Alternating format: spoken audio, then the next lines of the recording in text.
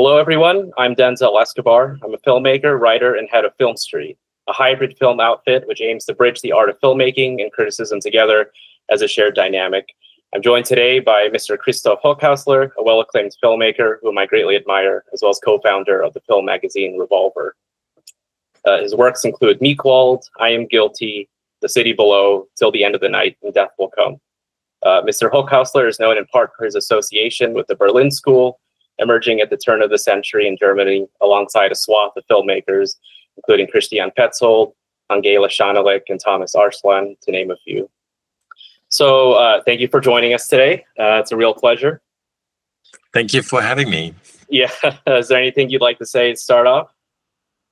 No, go ahead. I don't know what you want to know. Yeah.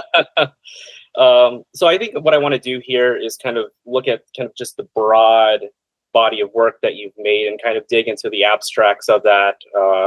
So yeah, I mean, let's just get started here. So throughout your body of work, we can trace different facets of a Germany in constant flux during the 21st century.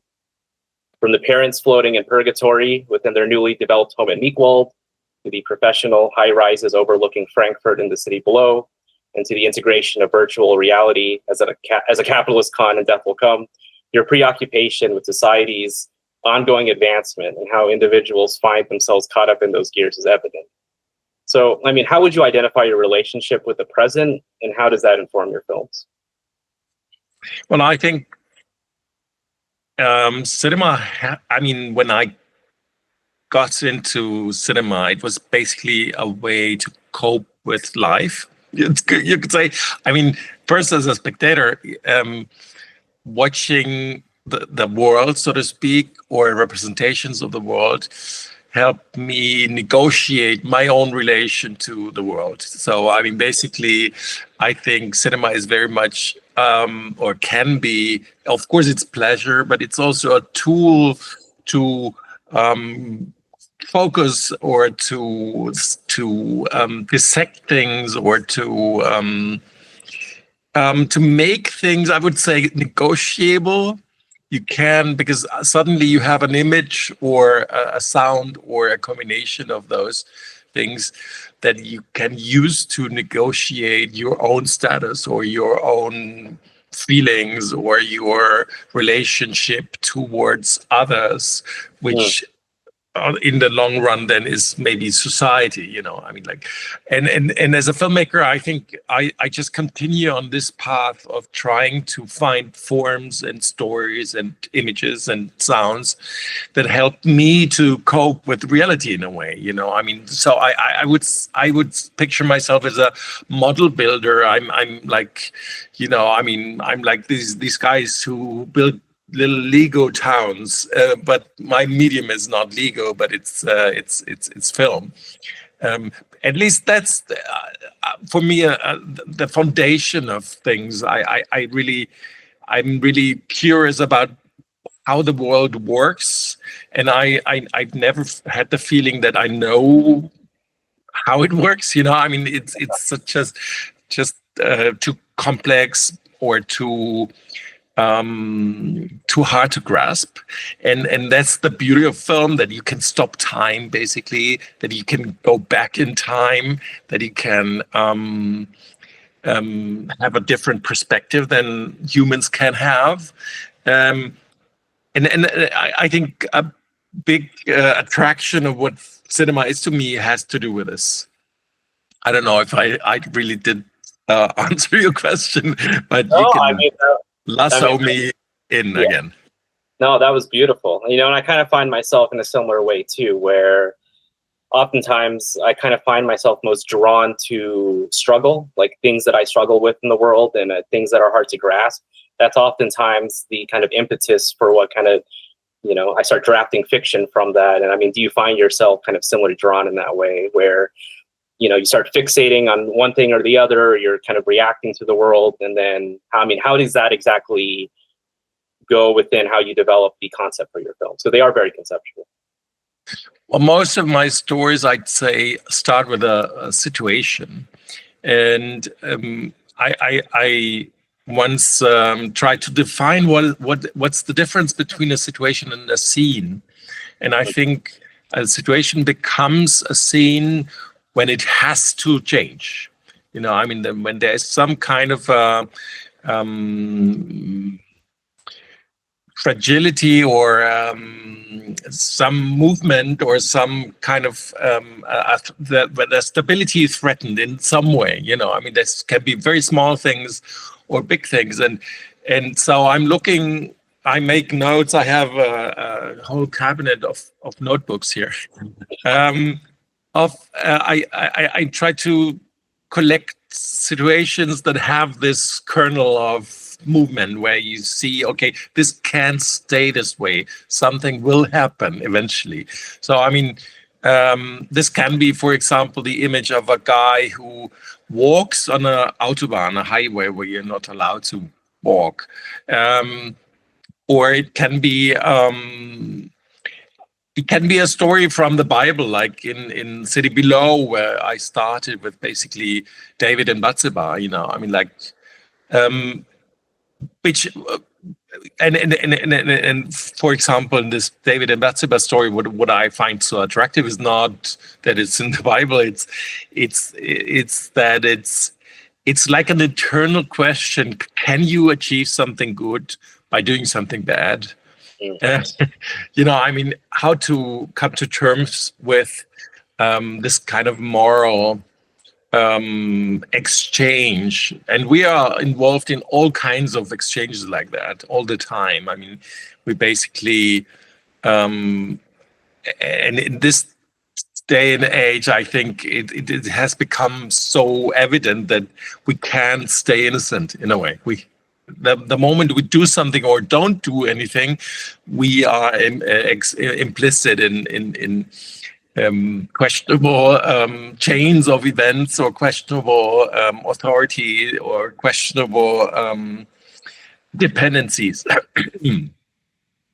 Yeah. So I usually start with situations, visual motives, something, and then approach a co-writer and hope to find the same spark. And if there's the same spark, I love to write in a tandem that is like really in dialogue.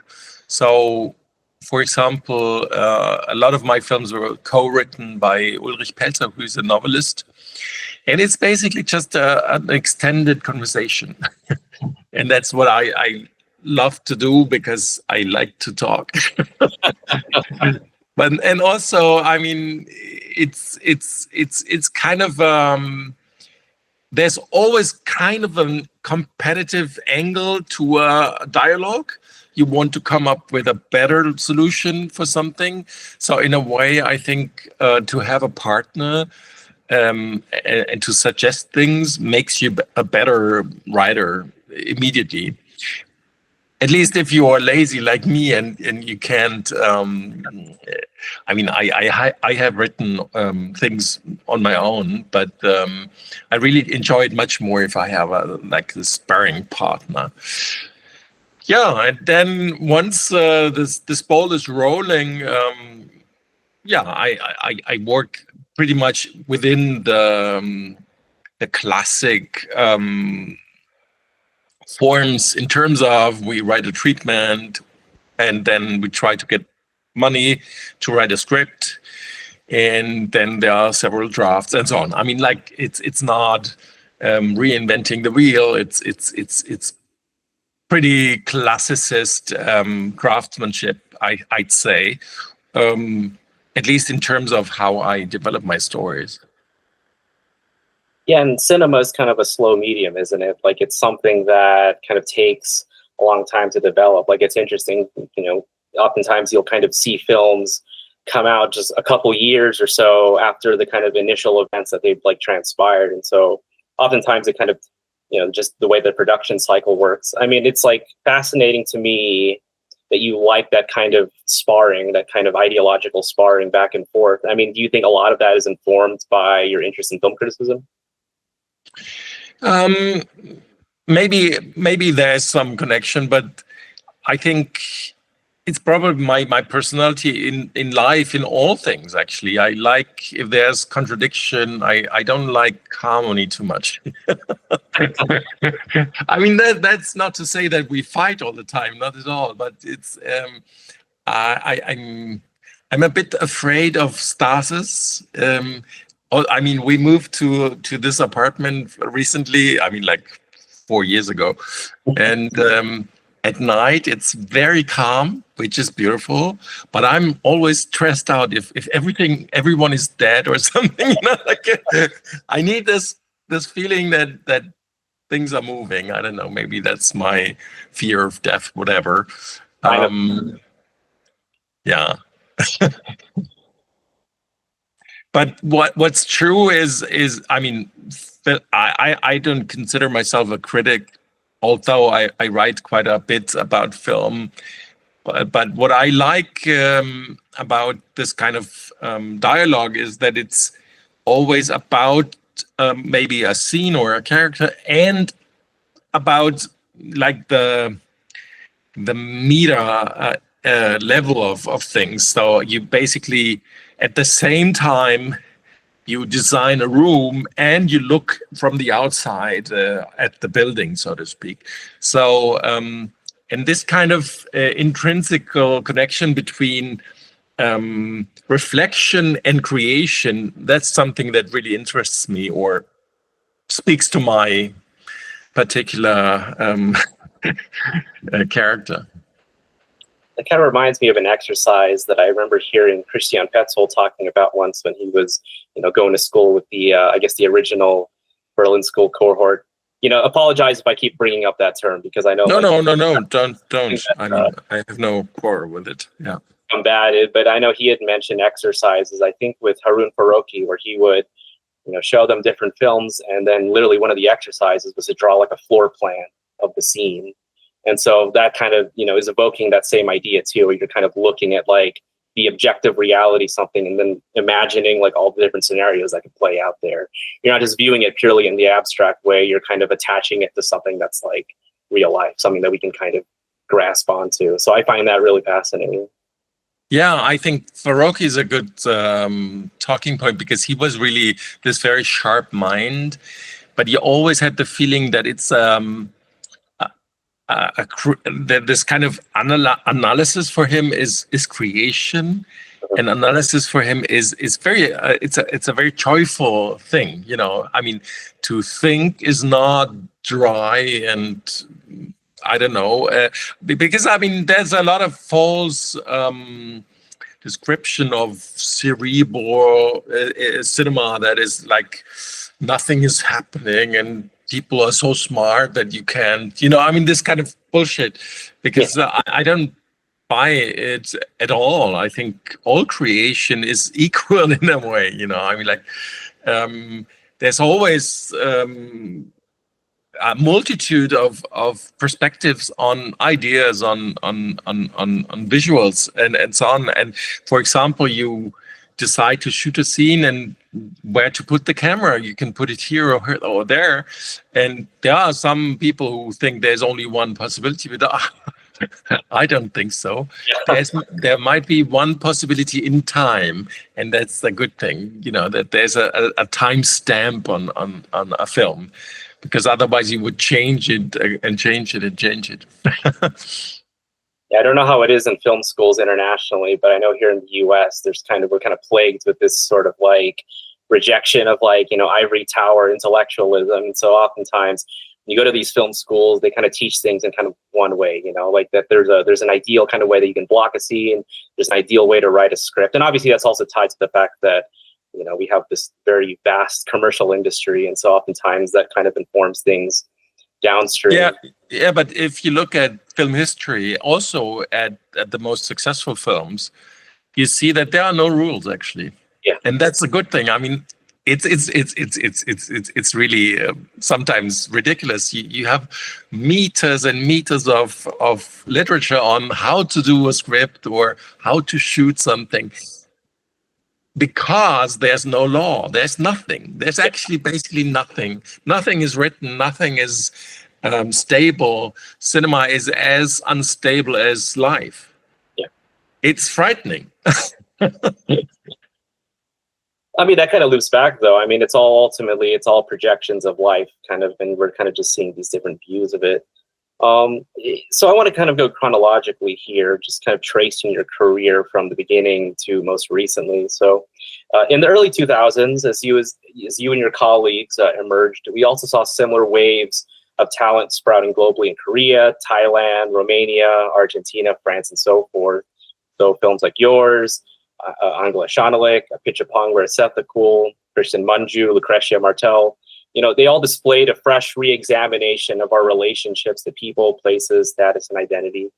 And I feel like even though these are very different films, they also kind of feel interlinked to me in a way, because all of them felt almost like a hard end to the 90s, and they all kind of provided like a glimpse into like the possibilities of a new world. And I don't think I've seen anyone particularly ask this, but when I look at that sort of late 90s into the early 2000s and all the filmmakers that sprouted like yourself then, there's just, you can tell there's something that ends and then there's something that starts. And so, you know, what can you speak to that phenomenon? And did the turn of the century at all kind of inform your filmmaking at that time? I totally agree. I think there's a close connection to Austria, to Argentina, and so on. And some of these, the people you mentioned are really important to me. Some of them I know, some of them are friends, and so on. So I agree, something new had to start, but it's of course difficult to really pinpoint it. Why did it happen this way? I think it might be a minor aspect, but one aspect possibly is access to film history in a new way. It's basically that generation that had DVDs. You know, I mean, it really changed something, because before that, especially if you were off center, if you were not in Paris or New York, you couldn't have access to all those films. And suddenly you could pick your filmmakers, your godfathers, basically. Right. You weren't constricted to contemporary cinema. I'm a bit exaggerating, but still, I think DVD really made a difference, because suddenly you could study also cinema. You could press a button and freeze a frame, you know. So you could, in a way, I would say that for a certain time I used DVDs as kind of a library, you know, to not to overstudy, but to be able to say, okay, how did he do this? Mm. And kind of my desire was always kind of to be able to name my own masters, so to speak. You know, I'm like, not to depend on the mediocrity of the contemporary German cinema at the time, but to say, okay, no, he's not. He's not my uncle. My uncle is John Ford, or, you know, I mean, Raoul Walsh, or Karl Theodor Dreyer, whatever, you know, I mean, like, you name it. And suddenly you could do this because you could familiarize yourself with cinemas that before was quite hard to get, and so on. So this might be one aspect. And you know, I mean, there's always waves in cinema, and one of the counter waves of the so-called new wave in the 60s that was basically everywhere, especially in Europe, but also in the Philippines and so on. One of the counter waves of the Nouvelle Vague and the rest of the new waves was to go back to a so-called classical storytelling. That is like the 80s. And this kind of classical storytelling then morphed into kind of, it's a very broad stroke picture, you know, but it morphed into kind of a over formalistic conventionalism, you could say. It's like, it was like a pimped classicism.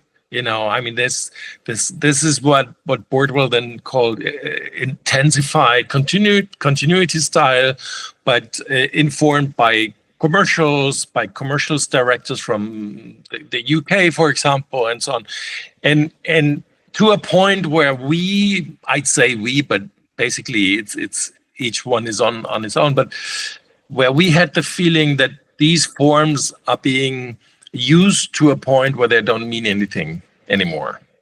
So there was really this strong feeling that we need to restore, for example, the time in cinema, like the rhythm you have, the units you have where you capture something, because that kind of that a thing or an action has its own authority, its own rhythm that has been broken in the late 80s and 90s, I think, to a degree where everyone was cynical about cinema in a way. And so in one part of the truth might be that we wanted to find a way back to a simple cinema, a cinema that is more modest and at the same time believes more in the communal experience of seeing a film together and so on. So I mean, these aspects certainly played a role, and maybe also it was I mean, in Germany at least, there was also, of course, politically a moment where there was this desire to reflect on what has been, because suddenly we had this extremely rapid change. The wall came down and all of Eastern Europe was freed basically from Russian occupation, and there was so much going on, and it felt like it's impossible to ride this wave. And in order to find a ground, I think we developed this kind of more reflective and more modest way to look at things, and it was kind of a retrospective or introspection / retrospective of our upbringings and our living conditions and so on. So that also might be one element of this connection. But this I think this kind of moment is long past now, which doesn't mean that the cinema has been outdated or anything, but it's just, I mean, as you know, there's many other ways since then. Yeah. Soon you might not even need a camera, and that's a very both terrifying prospect. And I think we're all trying to kind of wrestle with that as well. Well, I would totally disagree. I mean, I know what you mean, but I think the act of recording something that you can basically witness. So the recording device is basically the technical tool that records your being a witness. It's tricky in English. I think this is essential for cinema. I don't think you can get rid of it. I'm not saying that you can't make films with AI or whatever you want to use, but I think that the documentarian aspect of any cinema is so important, because I mean, the image is not, of course, it's artifice, it's manipulated, it's edited, whatever, but at the same time there's always a relation to like the other side of the mirror. Yeah. And it absolutely makes a difference for any audience to know that it has been witnessed. Yeah, I mean, I think the one thing that kind of keeps me being a little more hopeful is just that there kind of already is this sort of rejection to AI, and and that's a whole conversation in itself. But I do think maybe what you're getting at here, if I've understood it correctly, is that there's just this sort of like natural biological component that we can watch animated stuff or stuff that we know that has kind of been generated by pixels through AI. I guess with digital now it's all pixels, but there's just something of knowing that you are watching a document of a real location of a real person that in itself kind of carries something very unique that will never stray from. Maybe that's what you're Yeah, doing. I mean, for me at least, the sensation of cinema is that it's one moment in time. That is basically that's what I was trying to say before. That this timestamp, there's this moment where you in this age and with this temper and this weather conditions and whatnot, you made this despite of everything.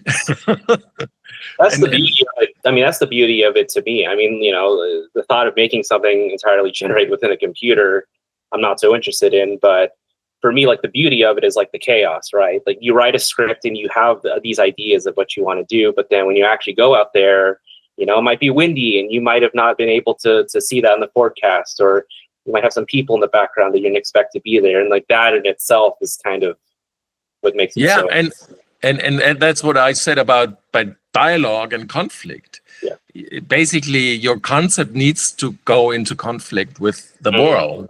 Yeah. Because otherwise, it's not a good tool, Otherwise, it's just a blind mirror in a way. You don't want to just be entirely predictive. But of course, you can find ways around, I guess. I mean, we will see that, I'm sure. People who will find ways to make this interesting. But all this garbage now, I'm so tired to yeah.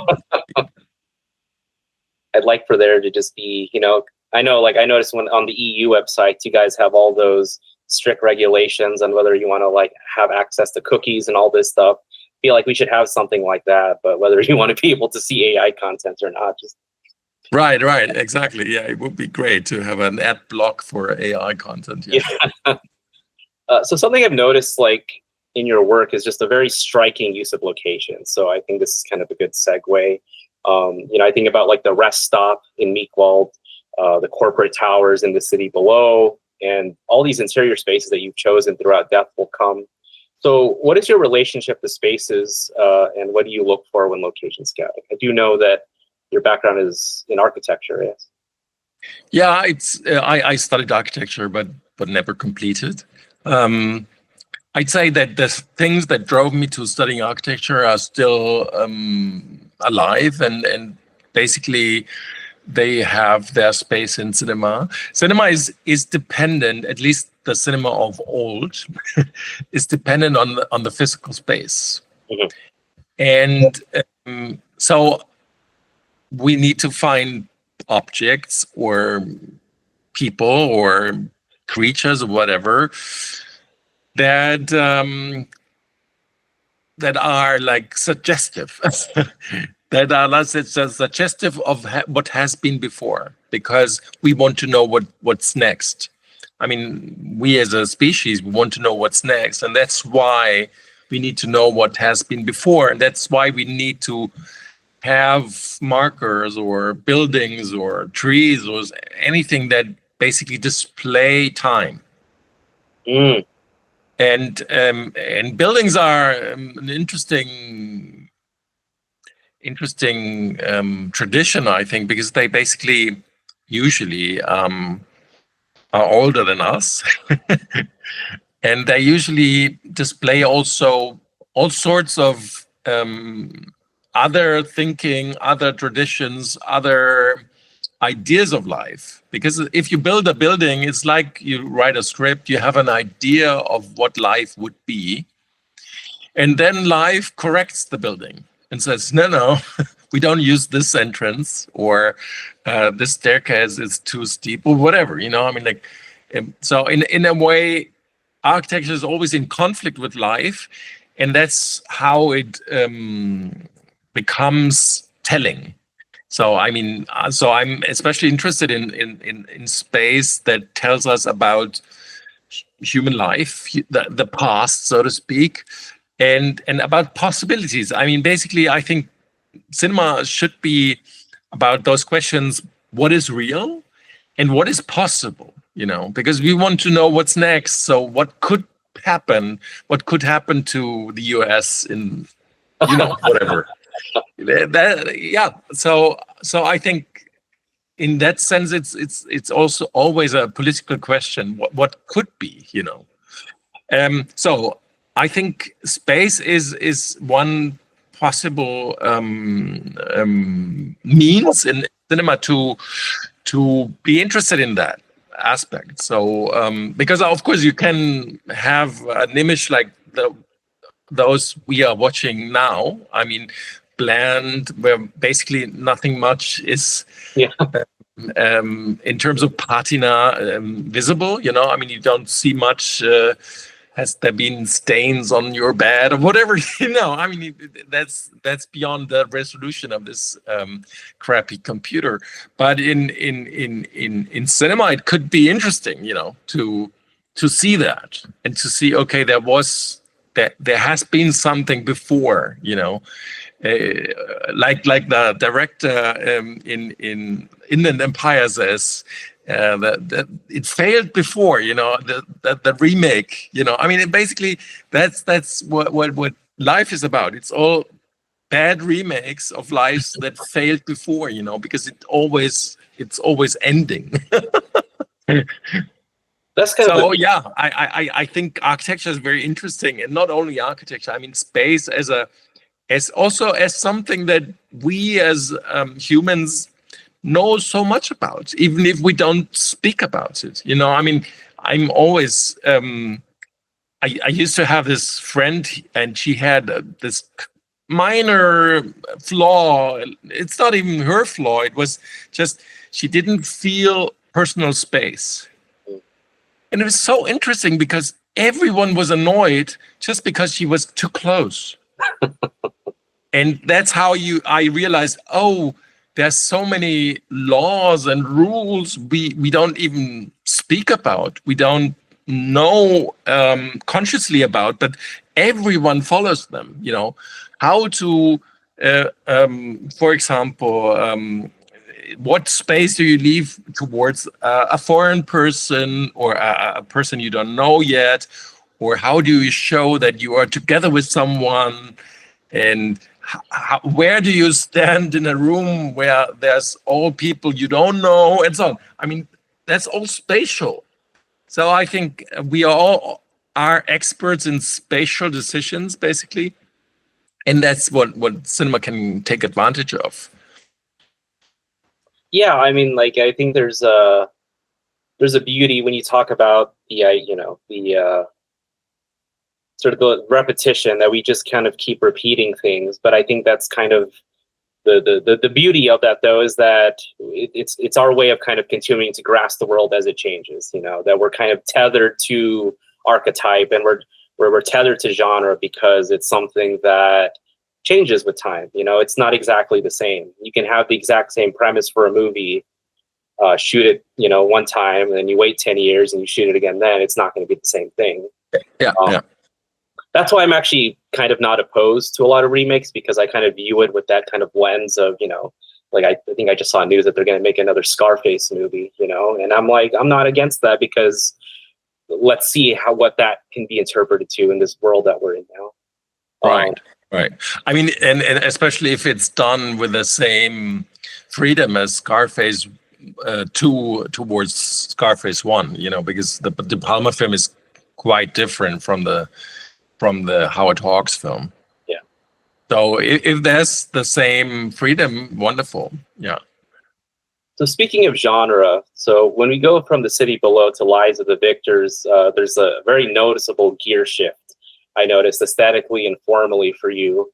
You know, however you want to make of what's kind of the shared traits of the Berlin School, you know, that were present in your first and your second film, and I would say your third too. But with starting with that film, and I would say even up till your most recent work, we see something shift. We see you kind of leaning more into genre, and so you're kind of almost mutating like the abstractions and the hyper modernist fixations that were done before.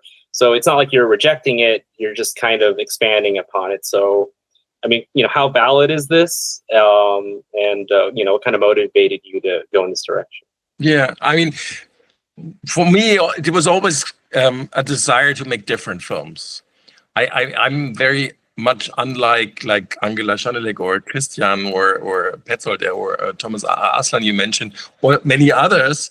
I could never do the same film again and again. I mean, like I'm not saying they're doing the same film, but they're really within their own means and aesthetics, and they I guess they are lucky because they have found this path and they follow it. So, or let's say Aki Kaurismäki or something. I mean, you can always tell this is an Aki Kaurismäki film or Almodovar or whatever. Yeah, and there's nothing wrong with it.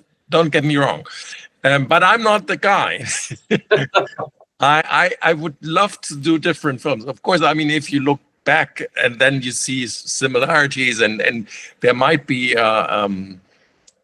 my signature style, whatever it is, you might be able to construct that, but my desire was always to do different films and different genres and different challenges and so on, and also to defy expectations. I hated this discourse in Germany about Berlin School because it was so, they're always the same and they do all this. And I hated this because it's totally untrue. And it also kills, I mean, the joy of cinema, because you want to be surprised and you want to see new things.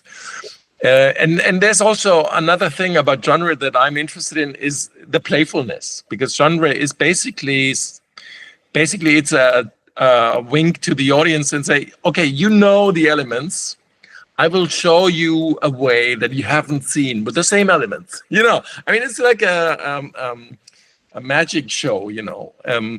And the good thing is that the audience has fun to recognize things and say, okay, I know now the monster will be behind the door, whatever, and then but then it's in the light or whatever. I mean, and this kind of play with expectations that involves an audience is something very valuable. I'm always looking, and maybe in vain, but I'm always looking for an audience that is willing to play games with me, so to speak.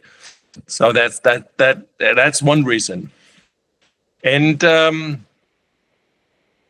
there was also the hope to discover a way to broaden the appeal, I'd say. Which didn't work out, at least so far. I mean, the German system is quite different from the U.S. American. So it's mostly based on funding from different funding bodies, and it's a very slow process, which we all hate that it's so slow. I know that filmmaking in the U.S. can be slow too, but it's definitely not ideal, and I have this desire to find a way to trick this system, or to go beyond expectations, also mine. I mean, I want to be surprised. I want to learn something new and so on. So that's why I'd say the films are quite different, and I can definitely promise that the next films will be very different. I mean, and if you're willing to, I mean, what's kind of on your mind as far as what you'd like to do next? I mean, not even like exactly the next thing, but just what are some, what's top of mind for you right now, I guess? Yeah, I have developed quite a lot of projects. There's a psycho thriller that is set in Berlin. There is a story about my childhood in a way, or about the house where I grew up in. That's more like, let's say, a revue kind of structure. It's not a drama or so. It's more like different scenes, moments, memories. It's a very free form. There's a drama that is set in France during German occupation. There's something I tried to do many years ago, and didn't find the money at the time. And all kinds of, there's a musical even. Who knows what will be realized? I mean, I don't know if I will get money for it and so on. It's very hard to say what will be my next film, but there's really very different projects in store, so to speak. Yeah, and something I'm gathering here is your kind of attitude to cinema isn't exactly this sort of like repeated obsession necessarily, but you're always kind of, seems like you're always like chasing something else. Like, you know, we've completed this one thing, and it seems like you're trying to form kind of a broader, I don't know, maybe project would be the word, but you know, this kind of ties into the next thing that I want to ask you. So back in 2016, you had this conversation with Christina Nord at the Cinematheque. And you discussed an interest in a new form of cinema that was less concerned with shaping a perfect narrative harmony. So there comes the harmony part again. And like more on identifying and observing sort of individual strands, so that when you consume them together, it formed this kind of whole that wasn't exactly clear from the start. So, I mean, you liken this method to molecular gastronomy and cooking. So, I mean, having made a couple features since then, like, can you expand upon how this might have informed Till the End of the Night and Death Will Come? And I mean, does your mind still work like this still? I remember that I liked this idea, but I'm not sure if I really followed that recipe, so to speak. Yeah, what I could say is that, as I tried to say, we are depending on this funding schemes and so on, and so it's a quite bureaucratic system, and that means that you need to have a good, and that is to say, a readable text. And I don't think there's a contradiction necessarily between a good text and a good film, but there's also not, it's not the same, you know. So in a way, the system forces us, I think most of us, because most systems of film financing are dependent on text, forces us to produce text that is actually detached from the choice of cinema itself. So, yeah. And then you have to find ways to bring that back, so to speak, after your script was greenlit, so to speak. You need to find ways to break it and to surprise yourself and so on. And it's a tricky thing, because of course, I mean, once the bureaucracies have decided this is the script, then it's being calculated, and then you get the feedback, this is too expensive and this is too expensive though, so you have to cut it out. and then it's very hard to stay flexible and courageous and attack the thing that you've worked on so long. So that might have been, I think you can see it in basically all cinema, that the paper trail, so to speak. It's the paper trail of cinema is for the most part is prison, I think. That is not to say that I would come up with a perfect story on stretch, you know. Just give me a camera. I'm not the guy, not at all. But I think it's essential to find a way to liberate yourself within your plans, so to speak. And that's not easy, and I'm not sure if I've always succeeded in this. I mean, There's this one film I made, my second film, Falscher Bekenner, I'm Guilty, Yeah. where I had basically no money. And in a way, I was the freest. I mean, and this is, of course, ironic, because, yeah, I mean, basically, it's everyone worked for free, including me. And we had to be inventive. And that was a very good shooting experience. And I felt very liberated. And I had good crews and good experiences in shooting my films, but this kind of this feeling that everything is possible, so to speak, is very rare in a classical film production. It's better in the editing. In the editing, you can basically break things and change things and so on. But shooting a film with an open mind is really really difficult, I think. And what I talked about with Christina in 10 years ago or something, there was actually this dream that you could reduce all this kind of storytelling obligation, We are now used to it even more because of the success of TV series, because TV series are so successful, and they're so successful because they are all about storytelling. It's basically there's nothing else there than storytelling, and I can enjoy that, of course, but it's really just one aspect of what cinema is, and all the other things that are hard to come by within this system where you have a script and you need to shoot scene 19B at 10 o'clock, this kind of thing. Yeah. But I'm still game for this idea to find, because we have seen all these stories. Why should we bother to, oblige to all those kind of storytelling wrinkles that we have seen already? So I would love to find a shortcut, to go for things that we haven't seen. So I don't know if that's my next film, but I'm definitely still dreaming about it.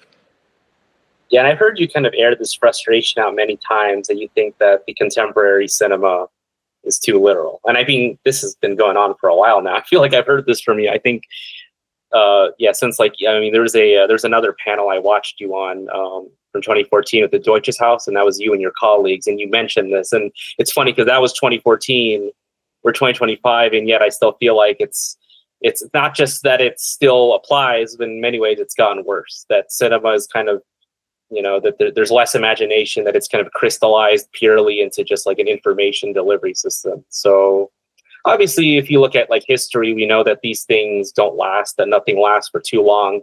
Eventually something's going to break it and something new will emerge. But exactly. Yeah. And who knows, maybe the feared AI will play a role there. I actually gave a little speech in film school last year about I tried to compare the impact of photography on painting and the possible impact of AI on cinema. Because what happened with photography in painting changed overnight, basically. And suddenly it was all about expressionism, impressionism, surrealism, all the isms. The camera couldn't do. Because the camera could more or less objectively portray something, and you didn't need to draw this anymore. Yeah. So it really left a big mark. And even when people came back to painting somewhat not realistically, it really is still very much informed by the fact that there's a camera. And I think it's an interesting thought experiment to to imagine that if AI can do all this storytelling already, Yeah. what can you do? What Yeah. they can't, you know? Yeah. Well, maybe that will break this kind of impasse. I kind of feel like almost that we might know sooner rather than later, because this technology is just, I mean, it's happening very quickly. Absolutely. So, I mean, the now, speed is, but the speed of photography was also quite impressive. I mean, you know, it was invented in the 1840s, and basically within a very short time, all of painting changed, you know. so, I mean, we kind of, you know, we're kind of coming up for time here. So, very delightful conversations. We've had the kind of intellectual portion, as I like to call it, and now we're going to head into just kind of the fun part where, you know, this is a cinephilia-based blog and forum that I'm kind of holding this on. So, I think it's a good way to kind of end things off. So, I mean, I guess, you know, what are some films, new and old, that you've watched recently, and just anything of note there? Yeah, I mean, I watch a lot, so it's. I mean, if I'd say that most of the films I watch, old. I mean, like at least 60% of the films I watch are old, which is also not true, because any film you haven't seen is new when Yeah. you watch it. But things that I really blew me away in the last, let's say, month or so. I really liked Hedgehog in the Fog. It's a short film for kids, a Russian one. You know it? I'm familiar because a good friend of mine really loves it, and they've recommended It's so nice. Just to surprise you. Yeah, I'm at the moment I'm quite interested in color. Mm. I because I think most of cinema now is quite I don't know, doesn't give much attention to color. And I watched this Japanese film from '53, Gate of Hell. Mm. It's not the most amazing piece of cinema in itself. It's the director is called Tainosuke Kinugaza. I'm sorry, I had to look this up. Yeah. But the use of color is amazing, because every frame has the sensation of color, and color really becomes an independent means of storytelling, or of film form, and that's beautiful. I mean, this is something I really enjoyed, and what I also really liked is I'm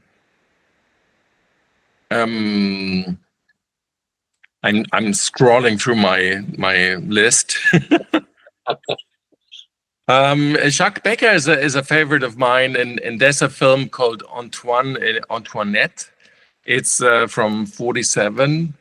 It's like it's a rather light film about a loving couple and their struggle with everyday life and some jealousy and a lottery ticket that might be lost. But it's really beautifully crafted, and it's an amazing film. I mean, Jacques Becker is such a he's such a craftsman guy. So he's not in visual language, he's quite rigid. But with this rigidity, he tackles like the most delicate of subjects, which is like just chit chat of a loving couple, and this is really beautiful that it works. I mean, I was really amazed by this film. I really loved it. And I mean, I've seen so much. Yeah. One of the big discoveries of my last month was Gentleman Jim by one of my favorite directors, Raoul Walsh. It's also an absolutely stunning film. It's a boxing film. Errol Flynn as the Gentleman Jim boxer. And the film is amazing because it has really zero conflict.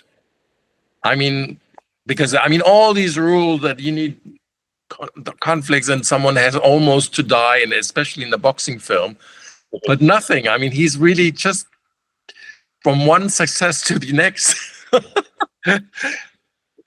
But it's not about the success. It's really about joy of life, or I don't know, hard to pin down. It's such a charismatic performance in cinema. It's wonderful. That's something I really have to recommend. A gem of American cinema, Gentleman Jim. Also, I mean, basically most of the films by Raoul Walsh, they have such a life, and they are so felt, and they are so powerful, and also never overcomplicated. They have this fantastic energy. I really love him. I mean, maybe because he's so different from me, I don't know. That's funny. And then, said that. Yeah. Sorry. Well, I was just going to interject and just quickly say, because I've heard you actually brought up Raoul Walsh many times in your interviews, and so I was going to ask you if that was a major point of influence, and you immediately were like, "Oh, that's why, because he's so different from me." So. Yeah. No, I mean, who knows? Yeah. And then another film that really blew me away was there once was a Singing Blackbird by Otta Iosilani, Georgian filmmaker, Georgia, Europe. It's from 1970. It's a film about in the mode of a portraiture, fictional portraiture about a man who's always late. A beautiful, satirical, tragic, light and heavy at the same time. A film about what is life about. I mean, so it's really it was really a great experience to see this. I really loved it, and yeah, I mean, and so on. I mean, you can look it up on my letterbox or my blog or so. There's all kinds of films I watch and enjoy, very different films. For example, from more recent films, I've watched the Albert Serra Afternoons in Solitude is, I think, the English title. Mm-hmm. Have you seen it? Not yet. Hasn't. I think it releases this fall here. I think it's playing in New York, but as far as when it gets like that digital release, I think that'll probably be in the fall. I'm looking very forward to it. I think it's very interesting, especially in terms. It's a so-called documentary, but it's really interesting in terms of what is fiction, what is a character, what is danger. Although I mean, it's a very basic film. It's a fascinating experiment, I think.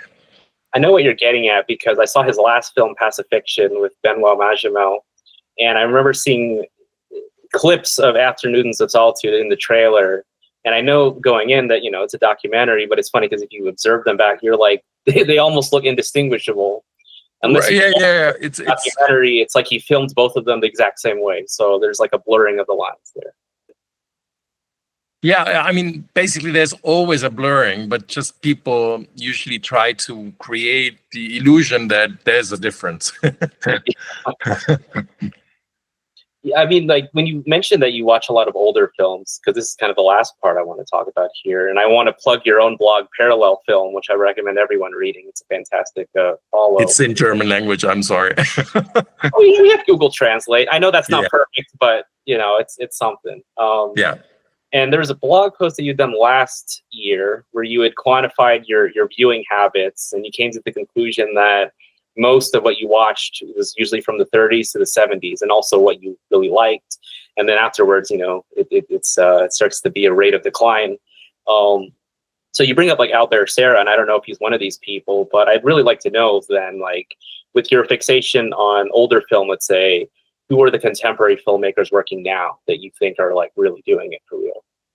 I mean, one of my biggest heroes is Lucrecia Martel. You mentioned her before. Unfortunately, she's not doing so many films, but her for feature films and now she's premiering her documentary in Venice. Are just wonderful marvels of cinema, and I think of the highest order. I'm a big fan of La Ciénaga. I'm a big fan of La Mujer Sin Cabeza, and The Holy Girl. Sama is also brilliant. And I also had the pleasure to interview her and host her and introduce her to my students and so on. That was very special. So she's very high up in my contemporary ranking. I'm a big fan of Claire Denis, not of all the films, but of many of her films. She's also definitely one of those contemporary masters that I look up. And I also had the pleasure to meet her, and I'm somewhat friends with her. I mean, I really like her, and I'm very happy that she exists and her beautiful cinema exists. I'm a big Michael Mann fan. While he's now 80 something. But he's still hoping to make Heat 2 now. Looking forward to that. Do you like Ferrari? Not so much, no. But well, you know, you can't like everything. But it was definitely worth watching. I mean, it's an interesting film. I just thought that this kind of fake Italianata thing. I mean, this kind of, it's so detached from, I mean, it's just, I mean, you know, why come to Europe and show Italians impersonated by American actors? I just didn't really buy much of it. But so, I mean, he's definitely among those greats that I look up to. Marty Scorsese, not very original to name him, but he's definitely still working on a high level. And I actually thought that Killers of the Flower Moon was kind of a comeback for me, because I had lost him a bit, because I had the feeling, and that's how that's now we're coming back to this aspect of cinema that he doesn't care as much as in older days about the documentary side of his fiction, you know. Yeah. And now that's funny enough, in this period picture, I really had the feeling that it's about testimony and witnessing things and about the material world, so to speak, and I really enjoyed the film. There are things you can discuss, of course, but no, it's a very ambitious and very brave film. I really liked it, so he would be among those. I definitely love my colleagues. Some of you mentioned, some of them you mentioned. Angela Schanelek's films are important to me. Thomas Aslan's and Christian Petzold's films. I'm a fan of Radu Jude, and also happy to report that we are friends. So I mean, he's important. His energy, his restless reflection. I mean, there's really a lot of things going on in his cinema, and he also has this desire to make very different things, and that's something I really like. Yeah, and many more. I mean, I don't think that cinema is dead or anything, or undead or anything like that. This kind of analysis you mentioned, where I try to look at my own tastes and how far I can pinpoint statistically what I like and not. I think some factors are obvious. I mean, you have a certain lifetime, you have a certain, you're part of a certain generation, and that's why you see a certain segment of film history, and there's all kinds of limits of access, of time, of money, and so on. So it's not so surprising, this kind of outcome. But there might be something about. I mean, what definitely changed is cinema has been at the center of the conversation in for a long time. I mean, I'd say between 1920, when this basically conquered the world after somewhat 20 years, until, let's say, 1960. There was kind of this feeling, and you see it in the cinema, that it's like the center of the conversation. There, it's there where everything happens. Yeah. And there are you could be confident that people would watch it, and that changes a lot, you know. And since then, there was a lot of great cinema, but this kind of center position has been slowly drifting, and now I think today no one can, in his right mind, can argue that cinema is the center of things. So and that's something you can see, and that influences cinema. And one of the reasons why I might love Raoul Walsh so much is that he is, in a way, in this young and basically expansive wave of cinema in the 30s, when you had the feeling you can conquer it all, you know. I'm like, there's the spirit of a boundless creation, and that's also one of the aspects of it is Raoul Walsh came to cinema after doing all kinds of things, you know. I mean, like he wrangled cows, and he worked as a carpenter, and, you know, I mean, you name it, he did all kinds of things, and then he came to cinema. So it's not studied and academic or anything. I'm not trying to to make polemics about academia, but you had the feeling that it's really coming out of life into the screen, so to speak. That is not to say that he was a naive filmmaker, not at all. I mean, he knew what he was doing, and he was quite sophisticated. But there was always this strong connection to real life, so to speak, and knowing that it will come back to real life on the other side, because everyone was watching at the time, you know. I mean, like the theaters in the US, they had 2,500 seats or something, you know. I'm like, and on Broadway there were like hundreds of them. I mean, it's insane. And just for comparison, in Germany in the 30s, they sold 1 billion tickets a year.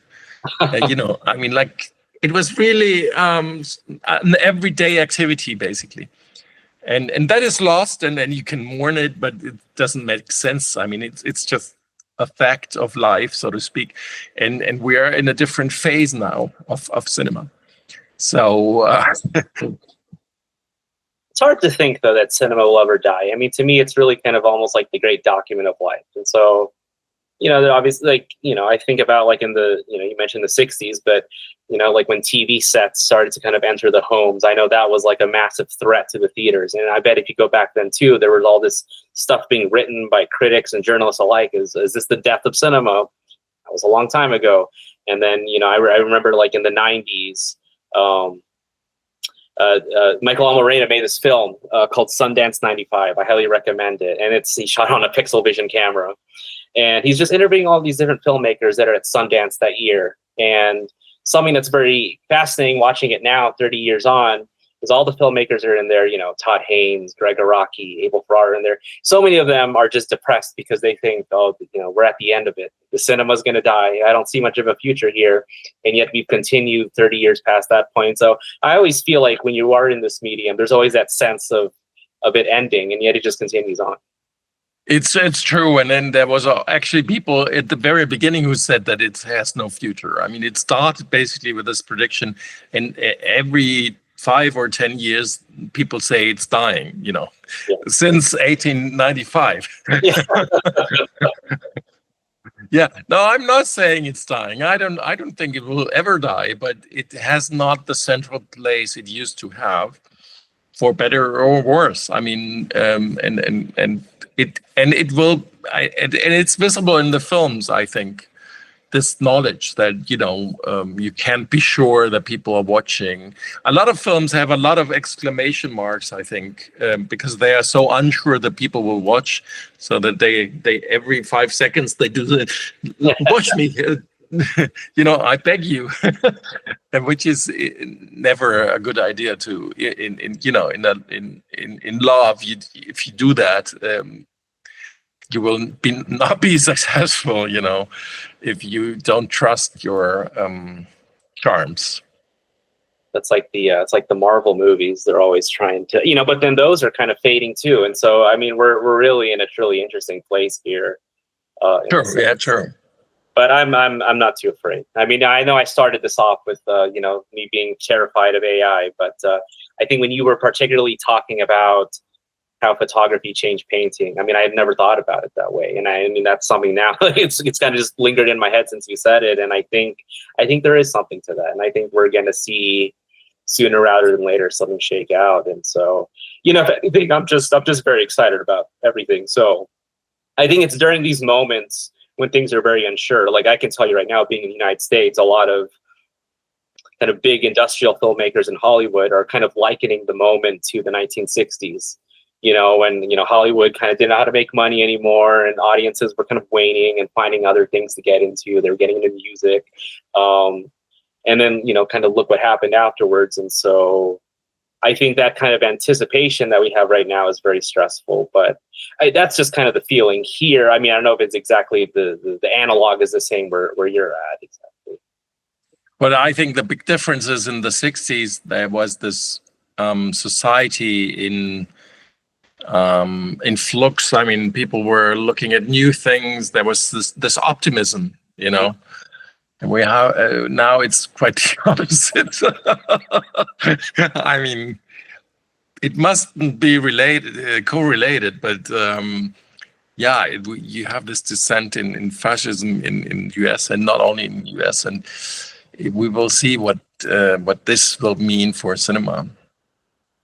Yeah, it's kind of hard to picture things, but you know, I think the greatest antidote of that is just keep creating, keep making stuff, and we'll kind of see where it's all headed. So, you know, it's went over an hour, but I just have to really thank you for all of this. This is a fantastic conversation, very illuminating. I'm gonna look more into that thing you talk about with kind of with painting changing. I'm sure there are texts out there for that. And yeah, I mean, you know, before we kind of end off here, is there anything you'd like to say? Yeah, maybe it's a bit corny, but I think cinema is not about cinema. It's about life. So I would always encourage people to live a good life. And I think a good life will lead to good cinema. We want a cinema that is full of life, that is connected to our own decisions and our family and whatnot. You know, it should not be detached. It should not be holier and so on. It should be coming out of our search for things, our tenderness, our longing, and so on. Use it as a tool to make your life better and not worse, you know. Because it's such a pain, you know. I mean, like, you wait for years and so on, and it won't be this big reward if you don't live the life, you know. So I think it's really important to understand that cinema is about life, and it should also be for those who watch about something. They should be able to take it into their lives. Yeah. And that's why yeah, I have to stress that it's not about industry and quota. It's not about statistics and market research, and it's not about AI, certainly. It's about you living a life that will end, and make the best of it. So I guess it's safe to say, as long as we're here, the cinema will be here. Yeah, it's a good place to end off.